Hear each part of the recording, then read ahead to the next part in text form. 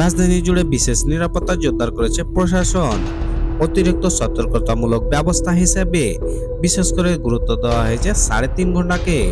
ভোর 5টা থেকে সকাল 8:30 পর্যন্ত চলবে এই বিশেষ নজরদারি। গতকাল মধ্যরাত থেকে চেকপোস্ট ও টহল বাড়ানো হয়েছে। এর আগে নিরাপত্তা যোদ্ধা সংক্রান্ত নির্দেশনা পুলিশ মাঠ পর্যায়ে প্রশাসনের কাছে পৌঁছে গিয়েছে। ভোর 5টা থেকে সকাল 8:30 পর্যন্ত থাকবে এই বিশেষ নজরদারি। এই নিরাপত্তার দায়িত্বে থাকবে পুলিশ, ডিবি, সিটিটিসি সহ বিভিন্ন ইউনিটের সদস্যরা।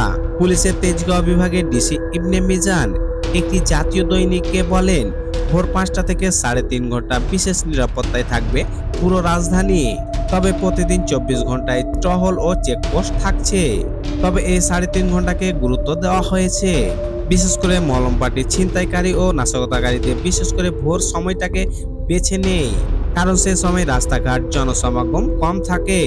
আইন শৃঙ্খলা রক্ষাকারী বাহিনী কর্মকর্তারা বলছেন, রাজধানীর পরিস্থিতি স্বাভাবিক রাখা এবং নৈরাজ্য রোধ করতে সকল ধরনের পদক্ষেপ নেওয়া হবে। একই সঙ্গে একটি পক্ষ নানা গুজব ছড়িয়ে পরিস্থিতি অস্থিতিশীল করার চেষ্টা করছে, যার উপর নজর রাখছে আইন শৃঙ্খলা রক্ষাকারী বাহিনী। এদিকে গতকাল ভোরে বনানীতে ঝটিকা মিছিল করেছে কার্যক্রম নিষিদ্ধ আওয়ামী লীগের নেতাকর্মীরা। রোববার ধানমন্ডিতে একই কর্মসূচি পালন করেছেন নেতাকর্মীরা।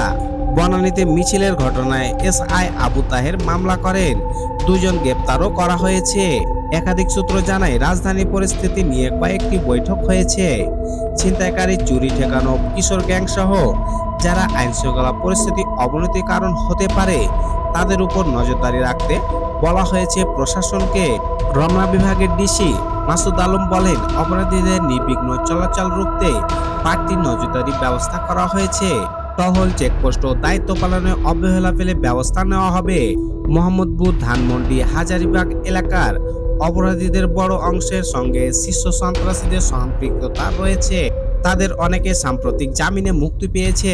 গুলিস্তান, যাত্রাবাড়ি ও এর আশেপাশে এলাকায় পেশাদার ছিনতাইকারী চক্র এবং উত্তরার দিকে অল্প বয়সীদের তৎপরতা বেশি।